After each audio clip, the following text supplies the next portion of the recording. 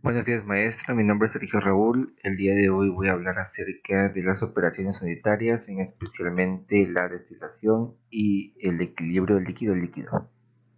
En ingeniería química y en sus campos relacionados, una operación unitaria es un paso básico en un proceso.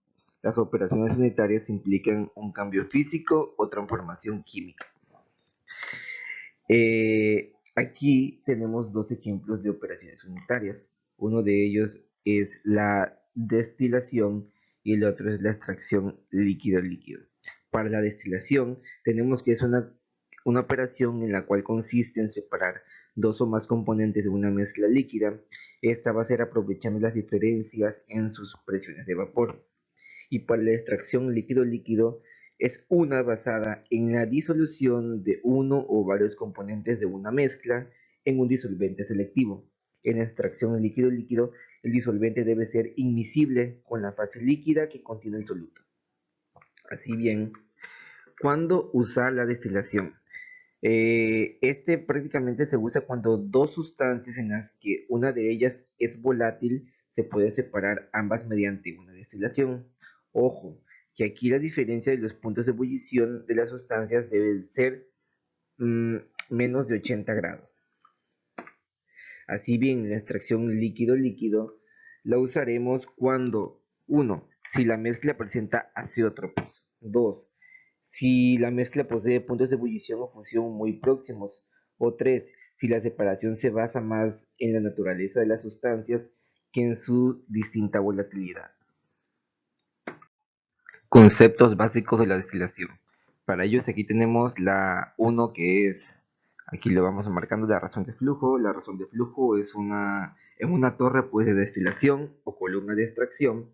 Va a ser la cantidad de reflujo líquido por cantidad unitaria de producto eliminado del equipo del proceso. Tenemos la razón de flujo mínimo, que tenemos que es la cantidad mínima necesaria que se debe retornar a la columna para que se verifique la separación. También tenemos el número de etapas de destilación. Este prácticamente nos proporcionará la separación deseada en condiciones de reflujo total. Tenemos el clave ligero y el clave pesado. Como clave ligero, pues es el componente más volátil de nuestra mezcla, identificado por el subíndice L de light. El clave pesado va a ser el componente menos volátil, identificado por el subíndice H de high.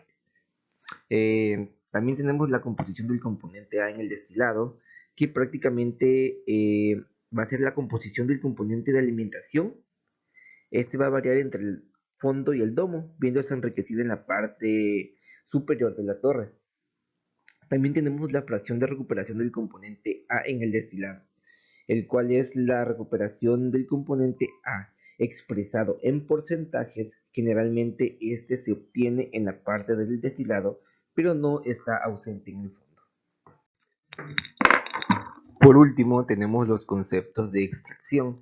Aquí tenemos que el soluto, a ver, vamos a marcarlo, el soluto que va a ser la sustancia que va a ser disuelta en el diluyente, comúnmente es nuestro componente de interés. Tenemos también el acarreador, este va a hacer referencia al líquido en mayor proporción en la alimentación. También tenemos al solvente, que va a ser un líquido que va a interactuar con los componentes de alimentación y nos proporcionará la separación. También tenemos el extracto, que va a ser el producto de operación rico en solvente y pobre en soluto. Y por último tenemos el refinado, que va a ser el líquido residual donde se separa el soluto. Este contiene mayor cantidad de soluto y menor cantidad de solvente.